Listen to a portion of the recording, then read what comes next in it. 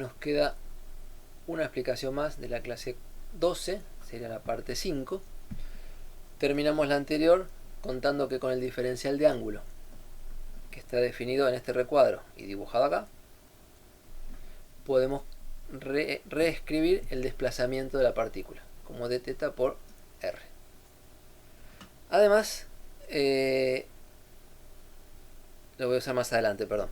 Entre tanto, la velocidad angular omega y la aceleración angular alfa que definimos para el movimiento circular en términos de variables angulares se pueden generalizar a vectores, porque ya tenemos el ángulo diferencial de θ como vector. Entonces, la velocidad angular es el cociente del ángulo infinitesimal dividido el tiempo transcurrido para recorrerlo.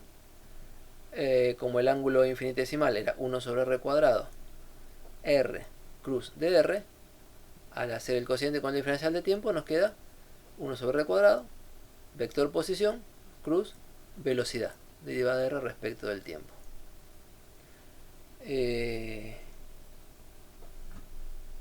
Que si no lo tengo escrito aparte, bueno, estaría bueno reescribirlo. 1 sobre r cuadrado r cruz velocidad. Este vector velocidad angular, omega con flecha, aparece en la práctica. Siempre que se pregunta para dónde apunta la velocidad angular, recién ahora tiene sentido decir para dónde apunta porque estamos hablando de sus características de vector. Pero bueno, el módulo es la velocidad angular que conocíamos de antes, porque el módulo de esta expresión es el módulo del ángulo girado, que es el ángulo en radianes, dividido el tiempo. O sea, ángulo girado por unidad de tiempo es la velocidad angular en radianes por unidad de tiempo. La dirección y sentido de esta velocidad angular como cociente de un vector con un escalar positivo, además porque el tiempo pensamos que transcurrió para adelante. Entonces la dirección de omega es la dirección de diferencial de θ y el sentido de omega es el sentido diferencial de θ. O sea, omega apunta según el eje de rotación perpendicular al plano de rotación, y el sentido en ese eje, con la regla de la mano derecha, nos dice que si ponemos el pulgar de la mano derecha como el vector velocidad, al cerrar la mano estamos describiendo el sentido de giro. Y estamos. Y ahora, contando con un vector velocidad angular, se puede definir un vector aceleración angular simplemente como la derivada del vector velocidad angular respecto del tiempo. No insistimos con eso, pero sí relacionar estos vectores con la práctica, con la clase anterior, con la que hacemos en la práctica trabajando con variables angulares.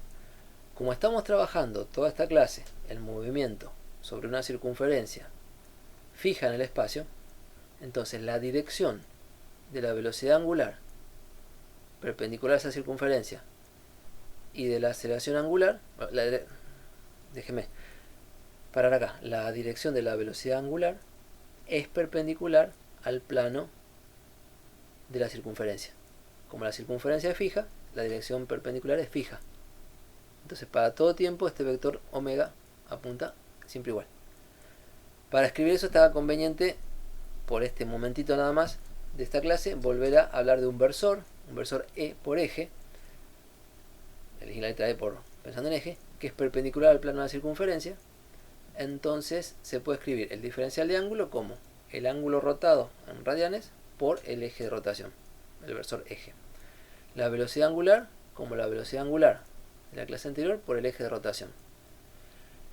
Y la derivada respecto del tiempo afecta solamente omega de t, no afecta a e porque es fijo. Entonces la aceleración angular que acabamos de definir es la aceleración angular que teníamos antes, derivada de la componente omega de t respecto del tiempo, en la dirección del eje de rotación.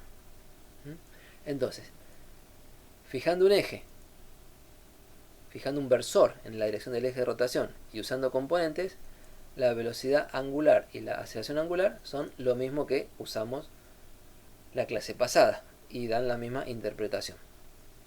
En cambio, si el eje de rotación cambiara con el tiempo, como pasa por ejemplo cuando vemos andar un trompo y vemos que precesa, que el eje se va inclinando, como formando un cono, entonces todas estas cosas habría que revisarlas.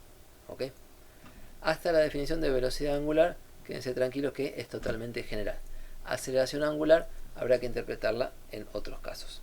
Entonces, ahora sí, como hemos podido escribir el diferencial de desplazamiento vectorial a lo largo de la trayectoria en términos del ángulo infinitesimal girado, podemos, a partir de esta expresión, calcular velocidad vectorial, no omega, velocidad v corta vectorial, derivada de r respecto del tiempo. Será el cociente de esto con un diferencial de tiempo. Será d θ sobre el diferencial de tiempo cruz r, o sea, omega por r. Lo paso en limpio acá abajo, ya que de r se puede escribir así. La velocidad derivada de r respecto de t la encontramos siendo el cociente con diferencial de t. Y este primer factor no es otra cosa que la velocidad angular. Entonces, la velocidad vectorial se escribe como el producto vectorial de la velocidad angular por el vector posición de la partícula respecto del centro de la circunferencia. Muy compacto, muy importante. Si entendemos para dónde apunta el vector velocidad angular y qué significa, si nos manejamos bien con el producto vectorial y la regla a la mano derecha, vamos a ver enseguida que este producto da la velocidad en módulo, digamos en metros sobre segundo, en dirección y en sentido. Y además tenemos lista esta expresión para derivarla respecto del tiempo y hablar de aceleración.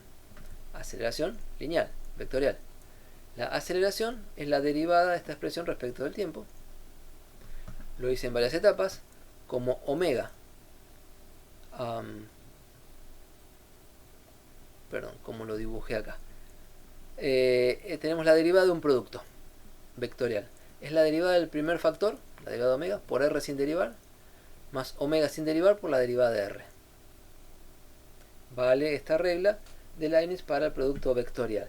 Lo pueden ver sobre la definición, usando funciones en lugar de componentes fijas. Entonces tenemos derivada de omega respecto del tiempo, alfa, aceleración angular, producto vectorial con r. Y omega, producto vectorial con dr de t, que es la velocidad. Podremos parar acá, o podremos aprovechar que la velocidad la escribimos como omega por r.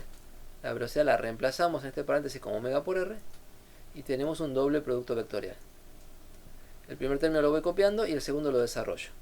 Es omega escalar r por omega afuera, menos omega escalar omega por r afuera, como está escrito acá. Ahora, omega y r son perpendiculares.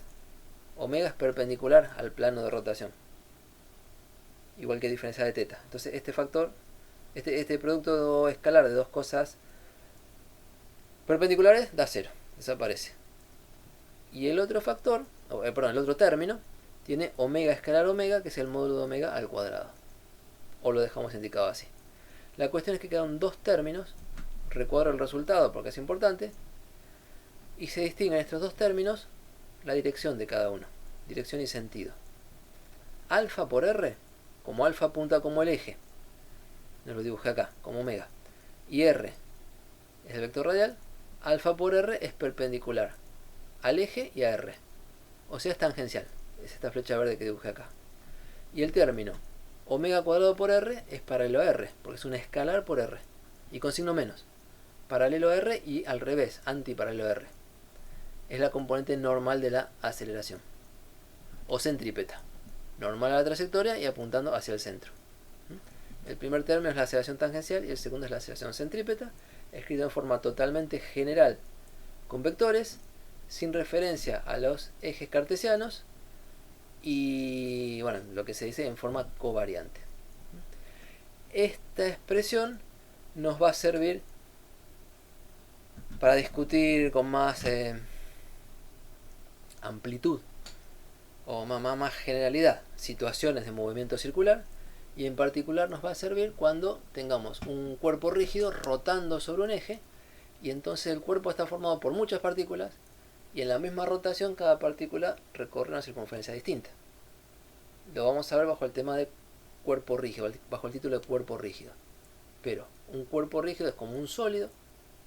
Si rota alrededor de un eje, que pasa, no sé, por el centro, digamos, cada partícula del cuerpo, si está más cerca del eje, hace una circunferencia de radio más pequeño. Si está más lejos del eje, hace una circunferencia de radio más grande. Y a lo largo del eje el cuerpo también puede tener un tamaño, un largo. Y entonces hay circunferencias que están más arriba, más abajo. Son todos movimientos circulares con una sola velocidad angular, que es la que da el cuerpo en su conjunto, y características propias de posición y velocidad que podemos describir con este lenguaje. Bueno, cerramos la teoría. Preocúpense de terminar la práctica, de trabajar y comprender la práctica 5, donde hacemos cinemática y relacionamos estas aceleraciones con las fuerzas que actúan sobre los objetos. Nada más de la práctica 5. Nos vemos en una semana.